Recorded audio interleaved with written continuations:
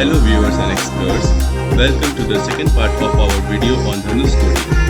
On this channel, we share unique travel experiences with a touch of history as we journey through fascinating places and uncover their stories.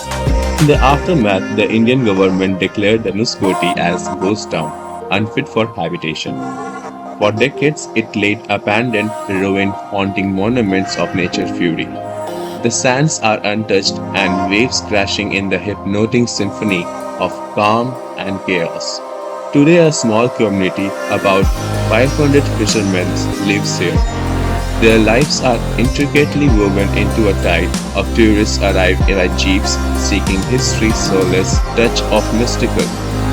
A road laid in 2016 cuts through the mesmerizing landscape where sea and sand merge into the endless horizon. Along the way, fishermen mend nets beside hatched huts. These markets are full of souvenirs including vibrant bracelets made of seashells, sea stones, handcrafted jewelries, decorative wall pieces, intricate shell crafts. The fishermen and their tastiest curries and fries of fish kebab from the sea waters, with the succulent freshly caught fish, every bite bursting with coastal flavor, spices properly mixed. Tectonic shifts over a town, like 2004 devastating tsunami, briefly revealed the ancient ruins of this town beneath the sea.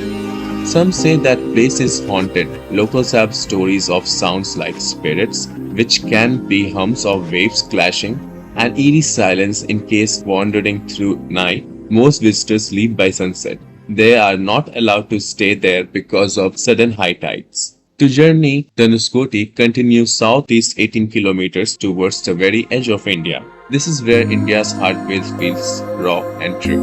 In early 20th century, Dhanushkodi wasn't only a mythological site, it was a thriving port town of trade links. There was a boat mail express carrying passengers from Chennai to Rameshwaram, carrying imports and exports from Rameshwaram to Sri Lanka. From there, ferries and take them across the strait. The town has a bustling life and custom offices, railway stations, markets, schools, temples, church, and families. It was a living town built on a sacred land. Today, the past lingers in the very shattered stone. The ruined arcs, eroded by the time, stand beside the railway station, half buried by sand.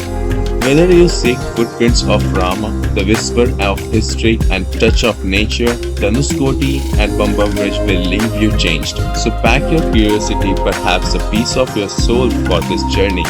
Dhanushkodi is where sea and sky spirit merge with the perfect balance. As sun began to set here, the sky turns crimson and the wind races with the sound waves. I thought this is not just an end of a country, it's the beginning of a deeper understanding. It is not just for believers, not just for history buffs. It's for anyone seeking something real, something sacred. A port town lost in time.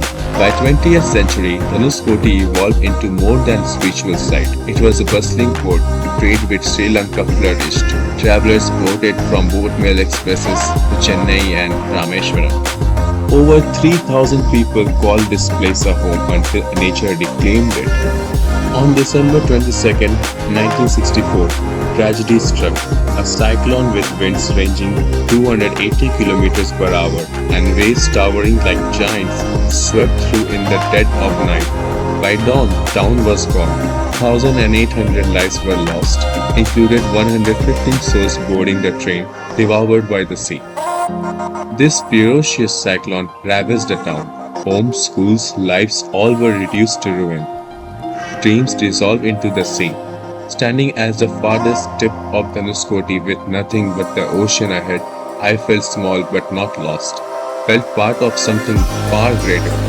Dhanushkodi beach offers beautiful waves, weaving and shining over mappy silver barriers, surrounded by lines of white sands like outlines picture frames, shaped by wind and water. Today only the ruins remains. The shells of buildings that once held life stand alone and solemn reminders of vibrant past.